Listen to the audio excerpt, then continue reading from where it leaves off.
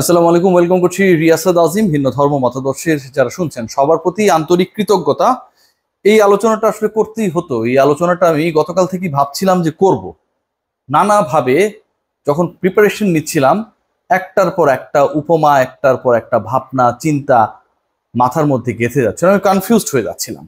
সাকিব আল হাসান সমগ্র বাংলাদেশের ক্রিকেট আর সমগ্র বাংলাদেশের ক্রিকেটের বিপরীতে একজন সাকিবের ব্র্যান্ড। এই ব্র্যান্ড ভ্যালুর যদি হিসাব করা হয় তাহলে কে এগিয়ে? মুখোমুখি সাকিব আল হাসান এবং বাংলাদেশের ক্রিকেট কখনো হয় নাই।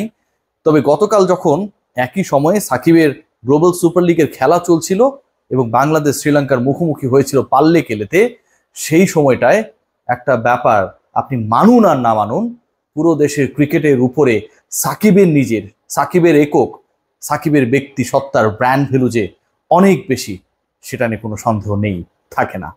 Father of allrounder. অনেকেই কমেন্ট বক্সে এই কথাগুলো বলছিল। কেউ বলছিল ড্যাডি, কেউ বলেছিল পাপ্পা, কেউ বলছিল ফাদার অফ অলরাউন্ডার। খেয়াল করে দেখুন যে কোন জায়গাটায় আসলে আপনাকে আমাকে সোশ্যাল মিডিয়ায় যারা আলোচনা করে সবাইকে টানতে বাধ্য করলেন সাকিব আল হাসান। বাংলাদেশ হারছিল একদিকে, অপরদিকে সাকিব পারফর্ম করছিলেন। বাংলাদেশ ব্যাটিং করে, বোলিংও করে। পুরো দলের 11 জন ব্যাট করতে নামে, ব্যাট করার সুযোগ থাকে, ফিল্ডিং করে, ওই 11 সদস্যের কেউ কেউ বোলিংও করে।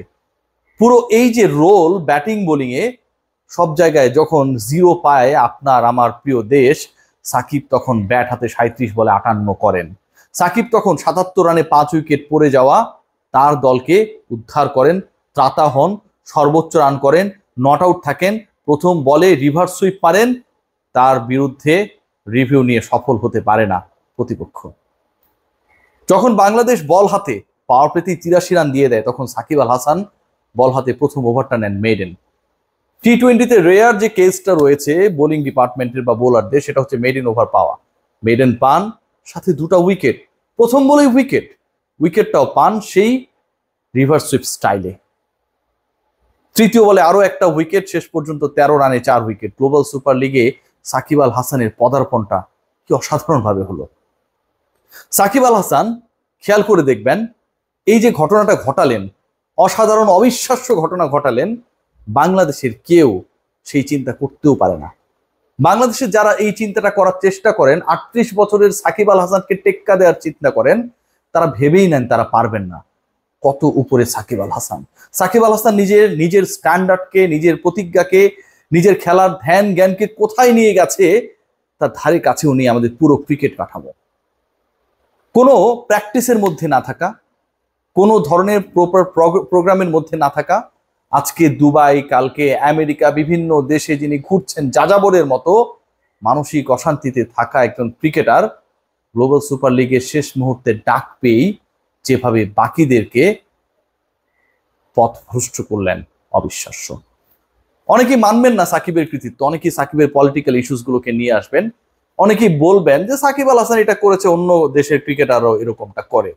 সাকিব যে সিচুয়েশনের মধ্য দিয়ে গিয়েছে, সাকিব যে সিচুয়েশনের মধ্য দিয়ে যায় এবং এই কঠিন সিচুয়েশনকে যেভাবে পেশাদারিত্বের মোড়কে জয় করেন, সেটার ধারে কাছে শুধু বাংলাদেশ না, পুরো বিশ্বের কেউ কখনো যেতে পারবে না। আপনি একটু পড়ে শোনাই যারা এটার বিরোধিতা করবেন, যারা আমার এই বক্তব্যের সাথে একমত। সাকিব আল হাসান গতকাল একটা কথা বলেছেন পুরস্কার বিতরণের সময়, বলেছেন লাস্ট মিনিট কল ছিল। তারপর কি হলো? তাদের একজন প্লেয়ার চোটে ছিল, মানে তিনি দুবাই ক্যাপিটালসের হয়ে খেলছেন, সেই কলটা ছিল একদম শেষ মুহূর্তে।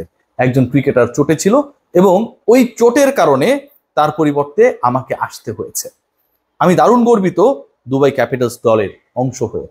এটা শুধুমাত্র একটা কথা, একটা বক্তব্য, কিন্তু পুরো ব্যাপারটাকে যদি আপনি ভেঙে দেখার চেষ্টা করেন, সাকিব আল হাসানকে একদম শেষ মুহূর্তে ক্যারিবিয়ানে খেলার আমন্ত্রণ জানায় এই ফ্র্যাঞ্চাইজি দলটি।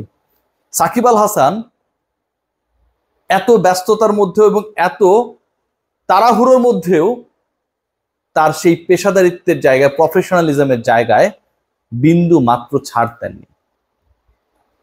যে দু দলের 22 জন ক্রিকেটার মাঠে নামলো, তাদের মধ্যে সেরা হলেন বাংলাদেশের একজন। আর যে বাংলাদেশের 11 জন মাঠে নামলো একই দিন, অলমোস্ট একই সময়ে, তারা কুল কিনারা পাচ্ছিলেন না কিভাবে প্রতিপক্ষের লাগাম টেনে ধরবেন। একজন ক্রিকেটারের নিবেদনটা কোথায়? একটু খেয়াল করে দেখবেন, মানে আমি খুব অবাক হচ্ছিলাম। সাকিব আল হাসানের ফিটনেস দেখেছেন, তার একাগ্রতা দেখেছেন। সাকিব আল হাসানকে দেখে মনে হচ্ছে অনেক ঝরঝরা। বাংলাদেশ দলের ক্রিকেটারদের খেয়াল করে দেখবেন, মনে হচ্ছে নড়তে চড়তে পারছে না। এত ফ্যাসিলিটিস, এত ট্রেনিং প্রোগ্রাম, এত ইন্টারন্যাশনাল ম্যাচ, এত বেতন, চুক্তি, মিডিয়া হাইপ, বিজ্ঞাপন, কত কিছুর মধ্যে থাকার পরেও সাকিব আল হাসানের ধারে কাছে এত ফ্যাসিলিটিস পাওয়ার পর যেতে পারেন না। যখন ব্যাট করছিলেন 7টা 4 একটা ছক্কা মেরেছেন, হেলমেটের স্ট্রাইপটা মুখে কামড়ে ধরেছিলেন সাকিব আল হাসান। আপনারা সবাই হয়তো দেখছিলেন, কারণ বাংলাদেশে খেলা ছাপিয়ে আসলে সাকিবের ব্যাটিংটাই মানুষ দেখছিল সেই সময়টায়। যেন বল তার দৃষ্টির বাইরে যেতে না পারে, বলের সাথে আই কন্ট্যাক্টটা যেন তার সাথে এমন কোনো সিচুয়েশন ক্রিয়েট না করে যে সাকিব আল হাসান আবারও ধোঁকা খান, প্রতারিত হন। 38 বছরের সাকিব যেন এখনো 18-র তরুণ, প্রতিজ্ঞায়, চেষ্টায়, পেশাদারিত্বে।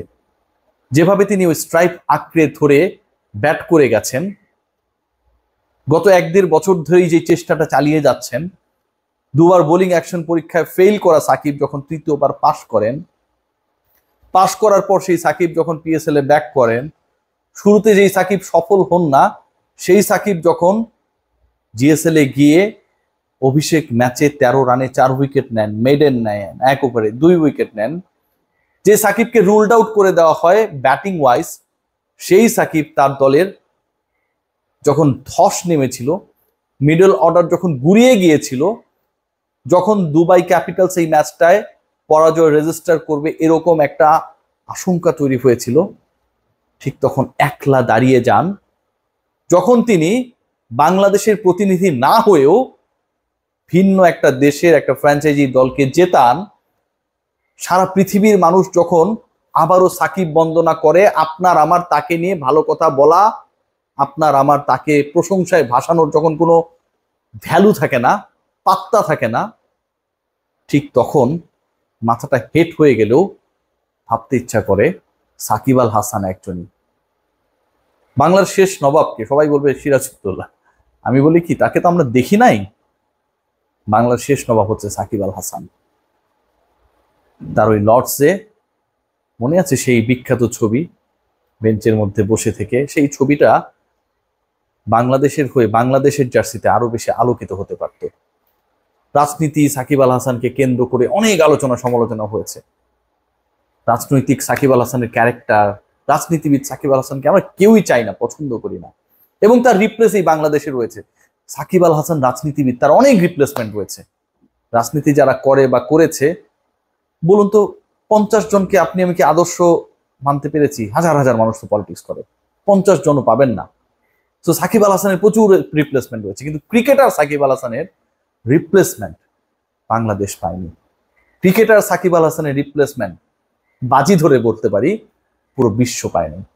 শেষ মুহূর্তে কল ছিল, সাকিব চলে গেলেন ক্যারিবিয়ানে, 37 বলে 58 করলেন, প্রথম বলে রিভার্স সুইপ করলেন, 7টা 4 মারলেন, একটা ছক্কা মারলেন, বল হাতে তুলে নিলেন, প্রথম ওভার মেডেন নিলেন, 2টা উইকেট নিলেন, 13 রানে 4 উইকেট নিলেন।